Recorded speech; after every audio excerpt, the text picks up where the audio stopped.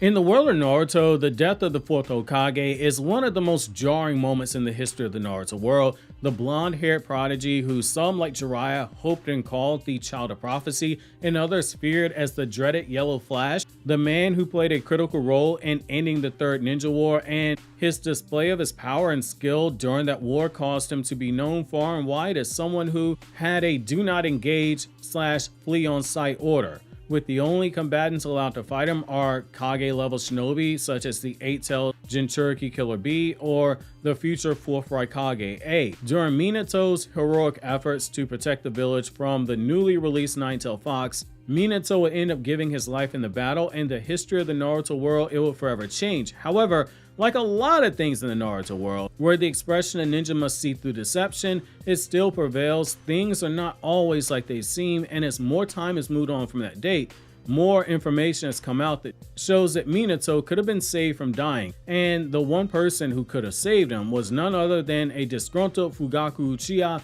the leader of the Uchiha clan and father to legendary shinobi Itachi Uchiha and Sasuke Uchiha.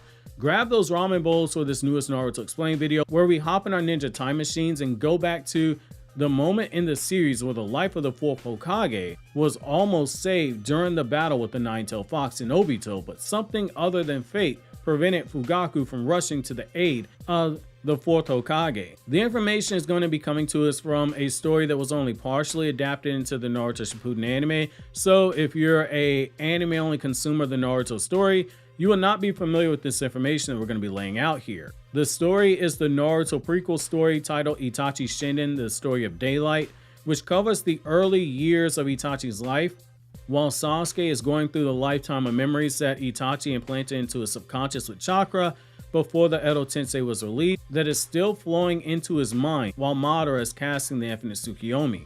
In the scene I'm going to share with you, the Nine-Tails attack, it has only just started, literally just started, and Fugaku senses the chakra of the Nine-Tails emerging and has run out of the police headquarters, got up on the rooftop just as the Nine-Tails fully emerges from Kushina's body, and as others around him begin to freak out, a 33-year-old Fugaku's mind is already racing, connecting the dots to what has just happened, realizing that something had to have happened to the 24-year-old Jinchuriki Kushina Uzumaki because the Nine-Tails, it was now free. While everyone else is freaking out about the emergence of the Nine-Tails, Fugaku, much like his two sons Itachi and Sasuke are famous for doing, he is quick on coming up with a plan and evaluating the situation. Plan number one was to send a team of Uchiha to evacuate the villagers from the area, and the second plan was for him to directly rush to the Nine-Tails and assist the 4th Hokage in battle, because he had already suspected foul play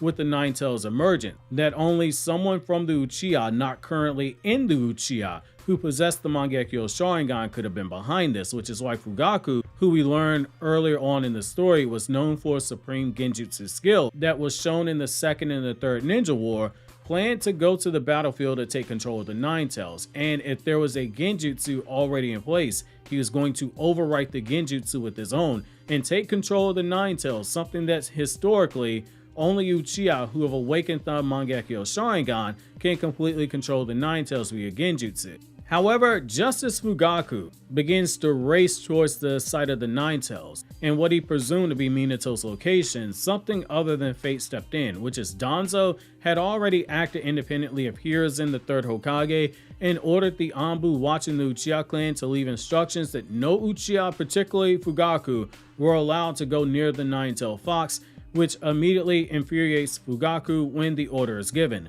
So with the scene and the context being set is here, I'm going to begin reading the relevant sections from this scene in the story, and then I'm going to come back to you guys with my thoughts and provide a little bit more clarity so you can unpack everything that just transpired and see how this fits into the larger Naruto story as a whole. And it's here, I'm going to begin quoting. The village was abruptly thrown into total chaos. Fugaku Uchiha stared at the cloud of dust rising up off in the distance from the Konoha military police headquarters. His face was grim, his eyes narrowed. Fugaku had already discerned the cause of the commotion before his eyes saw it, the Nine-Tailed Fox. Fugaku looked down, casting sidelong glances at his subordinates, their fear on total display. And then he stared resolutely at the reality before him. The Nine-Tailed Fox would have to be stopped. Out of the dust cloud, rising up into the center of the village, crawled the nine tails, its tails moving like serpents. The tails converged on the body of a burnt orange beast, a sinister fox, roaring as if to swallow up the moon hanging in the sky. The wind gust caused by the roar, sending debris flying, a beast of legend, here to wreak havoc on the world. Send a unit to the scene immediately. Get the villagers to safety. I'll handle him, Fugaku shouted. Lord Fugaku, you intend to go there yourself? It's much too dangerous. Yashiro's voice quivered as he asked the question. Fugaku's eyes remained on the nine tails. Of course, he shouted. He could hear the bellowing and shrieking from every corner of the village that was caused by the monster that was growing more violent as the seconds went by. Given that the figure of the monster was no doubt visible from all areas of Konoha, even places not yet under attack, Fugaku expected confusion. He needed to get his men moving before more people caught sight of the nine tails and panicked. They needed to get ahead of this. This is the biggest disaster to befall the village since its founding. I'm not going to sit by and do nothing. Me, the chief of the police force, watching while that thing runs rampant. I'm leaving, Fugaku said as he cut his Sharingan on. Going near the nine tails, it meant risking death. He anticipated the ninja who likely already tried to engage. They had been sacrificed. It was no small wonder why his subordinates were scared, which meant the villagers would be too. He had to stop it. I never once begrudged my life to do my duty or to do what it takes to protect this village. The only thing that can stop the nine tails is my Sharingan. If I don't hurry, Fugaku began before his subordinate Tekka appeared next to him. Lord Fugaku, instructions have come down from Lord Danzo. You aren't to go near the nine tails. We're to strengthen the village defenses, Tekka said. Fugaku glared at Tekka, doubting his own ears as he demanded he repeat the orders he was given. Only Sharingan could control the nine tails, the elders. They didn't want him going near the scene, which meant they had misgivings. Fugaku balled his fists. He understood what was happening all too well, so much that it hurt. Even now, after all these years, they didn't trust him. The Uchiha, they were part of Konoha, yet they believed he or someone from within the clan had purposely released the nine tails. He knew it was nonsense, but when he looked at the location of the beast, everything made sense. Whoever was controlling the nine tails had purposely avoided releasing it where the majority of the Uchiha were populated. They were being made suspects, and soon more than just the elders would suspect them.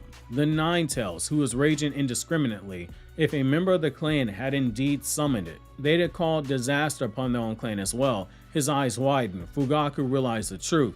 This was not the work of any Uchiha currently living in the village who could control the nine tails. Knowing this, Fugaku wanted to go, but he narrowed his eyes at the Anbu hiding in the distance. Fugaku bitterly spat at the ground. Tell them understood, Fugaku grumbled before leaving with his men.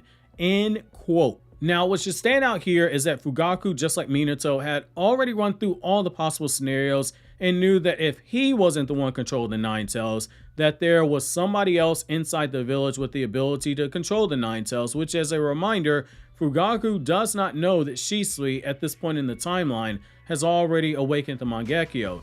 And Fugaku makes the connection that we as the audience remember was revealed in Naruto Volume 42. Only shinobi who have unlocked the Mangekyo Sharingan can control the nine tails via genjutsu. A basic 3-tomo Sharingan can suppress the chakra of the nine tails, as we saw Sasuke do, but as we learn in the second Itachi story, Itachi Shinden, the story of Midnight, which covers Itachi's time in the Anbu leading up to the massacre, we learn from Shisui that awaken the Mangekyo Sharingan by default strengthens the 3-tomo Sharingan and its ocular powers, including the Eye of Hypnotism, making the genjutsu and all Sharingan abilities in the 3-tomo stronger than before.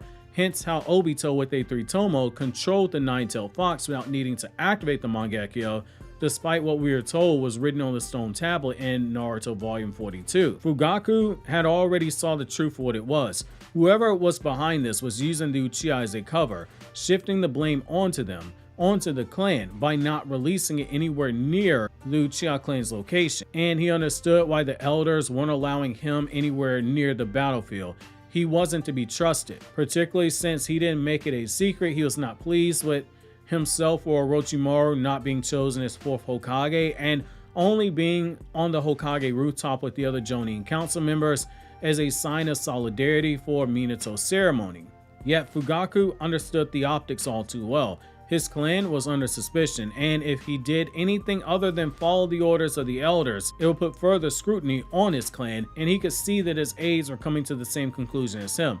Had he chosen to disobey orders, there would have been a chance that one of them might have let their emotions flare up. In short, he played the role of a good soldier, thinking that while the elders were buffoons for not allowing him to stop the Nine Tails, they also had prejudice against the clan, and if he stopped the Nine Tails, they'd use that as ammunition to blame him and the clan for unleashing the Nine Tails in the first place, which ironically still happened due to Danzo's shenanigans. Regardless of Fugaku's actions, he was in a lose-lose situation. It was a perfect storm, but it does make you wonder, if Fugaku hadn't been in his head while looking at the Nine Tails, trying to assess the situation, which was the right thing to do logically speaking, but instead chosen to act off of instinct and forcibly reel in the Nine Tails with his Sharingan, could he have made a move before Danzo gave the order to have him kept away from the battlefield, especially considering Minato had already had the suspicion that the impossible Madoru Uchiha was somehow behind